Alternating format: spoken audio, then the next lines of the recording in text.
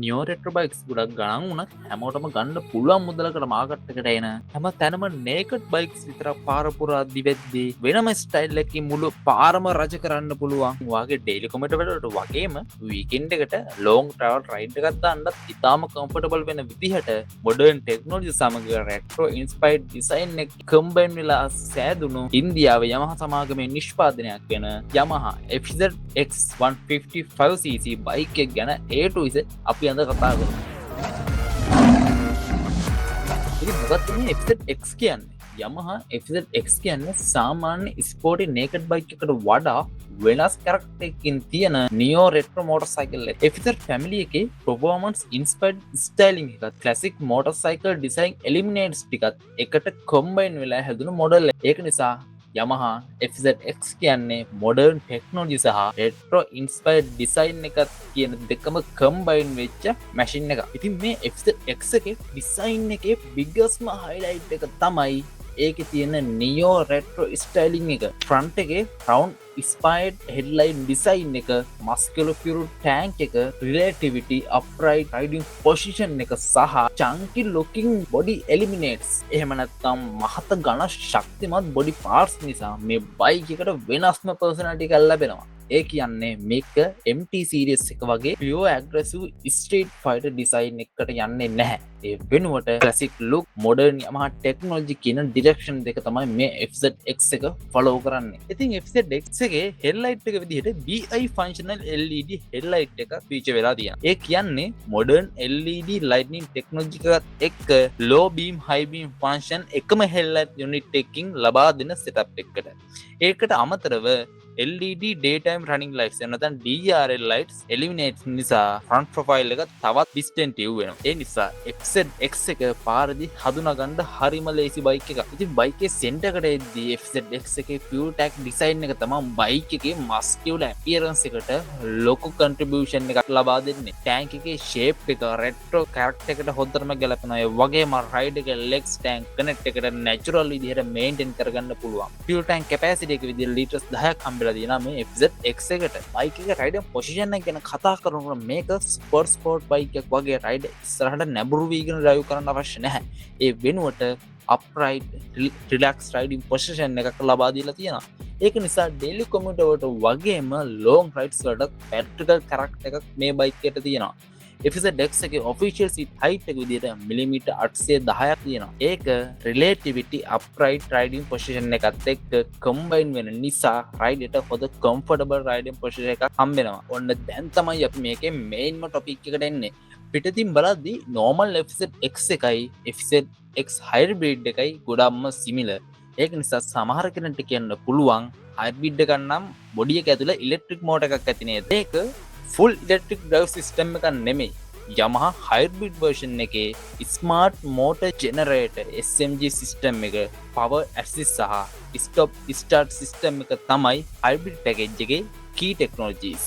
ඉතින් මෙතනදී hybrid කියන්නේ තවත් වෙනම electric power drive motor එකකින් bike එක independently ධාවනය කරන system එකක් නෙවෙයි. ඒ වෙනුවට smart motor generator එක engine operation එකට assist කරනවා. විශේෂයෙන් start acceleration වගේ අවස්ථාවලදී system එක engine එකට support එකක් ලබා දෙනවා. ඒකට stop and start system එකත් එකතු වෙනවා. ඒ නිසා traffic එකේ නිකරුණේ engine එක run කරගෙන fuel burn කරන එක අඩු කරගන්න system එකට පුළුවන්. ඒකෙදි කොටස් තුනක් තියෙනවා. SMG Smart Motor Generator. දෙවෙනි එක Power Assist Engine Acceleration එකේදී assistance ලබා දීම. තුන්වෙනි එක තමයි Stop and Start System. Bike එක නවත්තලා තියෙන අවස්ථාවකදී engine operation automatically manage කරයි. මේ තුන තමයි FZX hybrid එකේ main hybrid technology package එක. එතකොට hybrid version එකේ performance එක වැඩිද? මේක තමයි වැදගත්ම point එක. hybrid කියලා PS12 PS15 වෙනවා වගේ දෙයක් වෙන්නේ නැහැ. official maximum power එක සහ torque figure එක දෙකම එකයි. hybrid system එකේ main purpose එක තමයි engine assistance, smooth starting සහ fuel saving oriented operation. ඒ නිසා hybrid එකේ advantage එක pure horsepower increase එක නෙවෙයි. ඉතින් අපි දැන් බයික් කියන 140 කොටසක් කතා කරලා ඉවරයි. දැන් අපි යන් බයික් එකේ specs and engine සහ performance පැත්තට දාලා comparison ටික ගැන කතා කරන්න. ඒ වගේම බයික් එක ලංකාවට මිල කීයක් වේද කියලා අපි අවසානට guess කරමු. ඉතින් මුලින්ම normal FZX එකටයි hybrid FZX එකටයි දෙකටම තියෙන basics engine එක ගැන බලමු. 149cc single cylinder air cooled 4-stroke SOHC නැත්නම් single overhead camshaft 2-valve fuel injection engine එකක් තමයි feature වෙලා තියෙන්නේ. ඒ කියන්නේ hybrid version එකට වෙනම electric engine එකක් replace කරලා නැහැ. මේ 149cc engine එක Yamaha ලාගේ Blue Crow engine philosophy එක යටතේ develop කරපු engine family එකටම අයිති කොටස්. Yamaha ලාගේ focus එක තමයි combustion efficiency, cooling efficiency, radio power loss කියන කරුණු තුන. ඒ නිසා engine එකේ අරමුණ horsepower එක විතරක් වැඩි කරන එක නෙවෙයි. performance, fuel efficiency, smoothness කියන තුනම බැලන්ස් කරන එකයි. ඉතින් maximum power එක විදිහට මේ FZX සහ FZX hybrid කියන දෙකේදීම officially release වෙලා තියෙන්නේ RPM 7250 දී PS 12.4ක power එකකුත් maximum torque එක විදිහට RPM 5500 දී නිව්ටන් මීටර් 13.3ක මේ එන්ජින් එක නිපත වෙනවා. ටෝක් එක තමයි බයික් එකේ ඇස්ලරේට් වෙද්දී සහ ලෝ සහ මිඩ් RPM රයිඩින් එකේදී එන්ජින් එකේ කුලින් කැරක්ටර් එකට වැදගත් වෙන්නේ. ඉතින් ඔයගොල්ලන්ට කුතුහලයක් ඇති හරියට මේ හයිබ්‍රිඩ් සිස්ටම් එකේ මොකද වෙන්න කියලා. ඉතින් FZX හයිබ්‍රිඩ් එකේ තියෙන ප්‍රධාන සිස්ටම් තුන තමයි smart motor generator, hybrid power assist එක, ඒ වගේම ස්ටොප් ඇන්ඩ් ස්ටාර්ට් සිස්ටම් එක. ඉතින් මේ තුනම එකට වැඩ කරලා තමයි මේ hybrid experience එක රයිඩර් ලබා දෙන්නේ. මුලින්ම අපි මේ smart motor generator එක ගැන බලමු. මේකට සරලව අපි SMG කියලා තියෙනවා. ඉතින් මේක වැදගත් වෙන්නේ engine starting system කියන කොටසට. Yamaha මේ system එකෙන් smooth engine starting experience එකක් ලබා දෙනවා. ඒ නිසා සාමාන්‍ය start mode එකක් වගේ engine එක start වෙනකොට ඇහෙන mechanical starting sound එක අඩු කරලා smooth start එක ලබා දීම තමයි මේකේ ප්‍රධානම අරමුණ. ඒක නිසා හයිබ්‍රිඩ් කියන්නේ ඉලෙක්ට්‍රික් මෝටර් එකකින් බයික් එක ඩ්‍රයිව් කරනවා කියන අදහසම නෙවෙයි. ඉතින් දෙවෙනියට මේ හයිබ්‍රිඩ් පවර් ඇසිස්ට් සිස්ටම් එක ගැන කතා කරද්දී මේක තමයි හයිබ්‍රිඩ් එකේ performance side එකට එන්නේ. ඉතින් මේ පවර් ඇසිස්ට් සිස්ටම් එක එන්ජින් එකට ටර්නින් ඇසිස්ටන්ස් ලබා දෙන්න විශේෂයෙන්ම ස්ටාර්ට් එක ඇක්සලරේෂන් වගේ අවස්ථාවලදී එන්ජින් කන්ට්‍රෝල් එක ඔප්ටිමයිස් කරන්න. ඒක නිසා රයිඩර් ස්මූත් ඇක්සලරේෂන් එකක් ලබා ගන්න මේ සිස්ටම් එක උදව් කරනවා. හැබැයි මෙතනදී වැදගත් දෙයක් තියෙනවා. පවර් ඇසිස්ට් එකකින් වෙනම ඉලෙක්ට්‍රික් මෝටර්සයිකල් මෝටර් එකක් නෙමෙයි. මේක එන්ජින් එකට ඇසිස්ට් කරන්න හදපු හයිබ්‍රිඩ් ටෙක්නොලොජි එකක්. ඉතින් ඊළඟට stop and start system.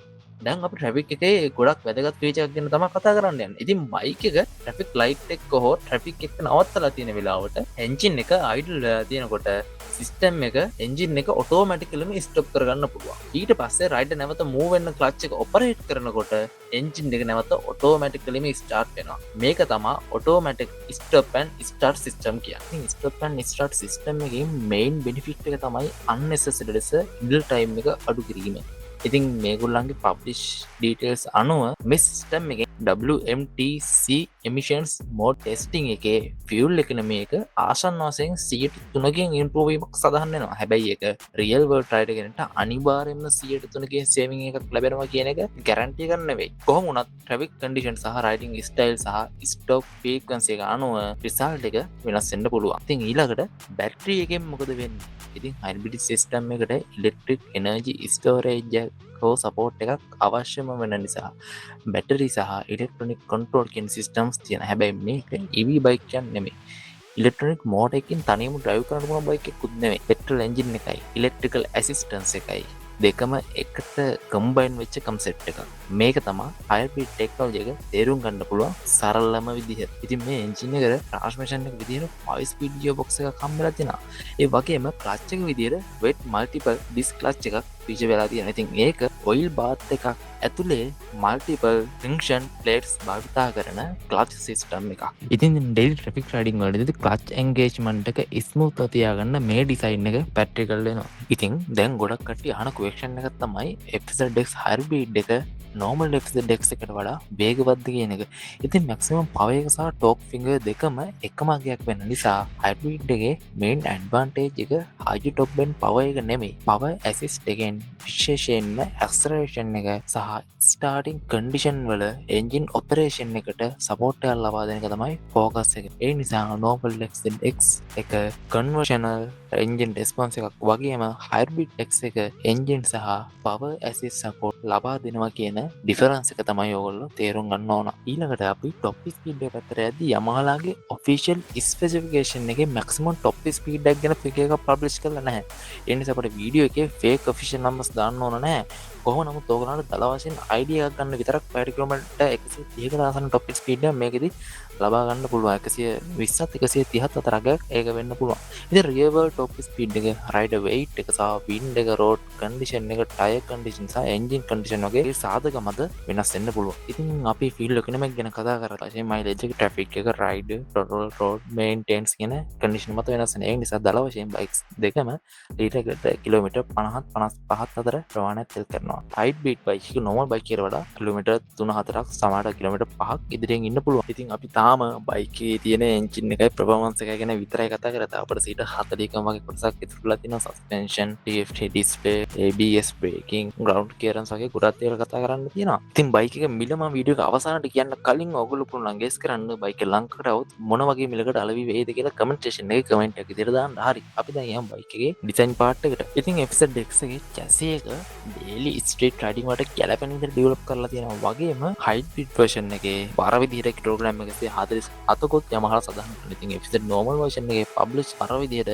Kilogram 139ක් තමයි සඳහන් වෙන්නේ. කියන්නේ hybrid systems වැඩි නිසා weight එක ටිකක් වැඩි වෙලා තියෙනවා. ඉතින් ground clearance විදිහට මිලිමීටර් 165කුත් ලැබෙන නිසා normal city roads වගේම speed bumpers සහ සාමාන්‍ය village roads වලදී මේක ගොඩක්ම practical choice එකක් වෙනවා. seat height එකත් මිලිමීටර් 110ක් වෙන නිසා වගේම bike rider position එකත් upright වෙන නිසා හොඳ comfortable riding feel එකක් මේ bike එකෙන් ලබා ගන්න පුළුවන්. ඉතින් front suspension එක විදිහට front එකට telescopic forks feature එකක් තියෙනවා. වගේම rear එකට monoshock suspension එකක් feature එකක් තියෙනවා. ඉතින් rear shock එක අපිට 7 step adjustable monoshock suspension එක setup එකක් විදිහට තමයි අපට feature වෙලා තියෙන්නේ. ඉතින් ඒක නිසා rear suspension එක rider සහ load condition එක අනුව adjust කරගන්න පුළුවන්. daily solo riding එකේ ඉඳන් pillion එක riding කරන අවස්ථාව දක්වාම adjustable එක practical advantage. ඉතින් අපි braking side එකට එද්දී FZX එකේ front එකට මිලිමීටර් 282ක disc brake එකක් එක්කම ABS feature එක ලැබිලා තියෙනවා. ඒ වගේම rear එකට මිලිමීටර් 220ක disc feature වෙලා තියෙනවා. නමුත් මේකේ dual channel ABS නෙමෙයි front wheel එකට විතරක් එන single channel ABS setup එකක් තමයි එන්නේ. rear wheel එකේ disc brake එකක් උනත් ඒකට ABS channel වෙන්නේ නැහැ. ඉතින් tires ගැන කතා කරද්දී front එකට 187 tubeless tires වගේම rear එකට 140යි 60යි 17 කියන radial tubeless tires තියෙන නිසා stability එක සහ road contact එක පැවැත්මේ ගොඩක්ම ඉදිරියෙන් ඉන්නවා. ඉතින් ලීටර් 10ක fuel capacity එකක් තියෙන ටැංක් එකක් අපිට හම්බ වෙනවා. වගේම ගොඩක්ම classic look එක bike එකෙන් ලැබෙන නිසා මේක Tamanට කැමති විදිහට modification කරගන්න පුළුවන්. chopper, bobber වගේ ගොඩක් classic bikes modification කරන ක්‍රම තියෙනවා. මම ඉතින් ඒක ගැන වීඩියෝ එකක් ඉදිරියේදී අනිවාර්යයෙන්ම අරන් එන්න. මොකද ඒක ගැන කතා කරන්න ගොඩාක් දේවල් තියෙනවා මේ modification සම්බන්ධව මේ classic bikes වල. ඔයගොල්ලන්ට හිතා ගන්න බැරි විදිහ modifications කරපු bikes ගොඩක්ම තියෙනවා. ඉතින් ඔයා classic lover කෙනෙක් නම් ඒ වීඩියෝ එක බලන්න channel එක subscribe කරලා තියාගන්න පුළුවන්. ඉක්මනටම මම මේ වීඩියෝ එක අරන් එනවා. ඉතින් technology එක පැත්තට යද්දී FZX hybrid එකේ biggest upgrade වලින් එකක් තමයි මේ color TFT meter එක. normal FZX එකේදී LCD instrument console එකක් අපිට feature කරලා තියෙනවා. නමුත් hybrid version එකට යද්දී color TFT meter එකක් අපිට ලැබෙනවා. ඉතින් මේ දෙක අතර තියෙන dashboard experience එක ගොඩක් වෙනස්. ඉතින් bikes දෙකේම තියෙන main features විදිහට speed එක, engine information, fuel information, riding information වගේ දේවල් meter console එකෙන් අපිට බලා ගන්න පුළුවන්. නමුත් මේ TFT display එක තියෙන FZX hybrid එකට riding information වලට අමතරව connected functions ලබා ගන්න පුළුවන්. ඉතින් මේ turn by turn navigation feature එකත් මේ TFT console එකේම coolම feature එකක්. ඉතින් ඔයාගේ smartphone එක connect කරලා navigation instructions TFT display එකෙන් follow කරගන්න පුළුවන්. ඉතින් Yamaha කියන විදිහට මේ navigation route guide එක ලබා දෙන අතර traffic evidence route functions දෙනවා. ඒක නිසා bike එකේ handle එකේ වෙනම navigation drive එක හදවගෙන යන්න තියෙන අවශ්‍යතාවය අඩු වෙනවා.